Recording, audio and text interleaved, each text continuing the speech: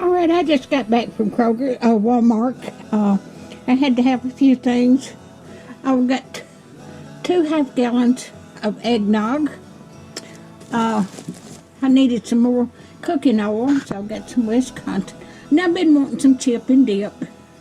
So I've got my chips. And I got Hershey's Kisses. Instead of making my cranberry salad this year, I'm going to bought a can of cranberry sauce.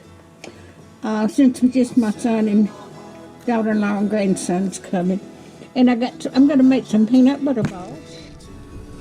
So I've had to have some chocolate chips.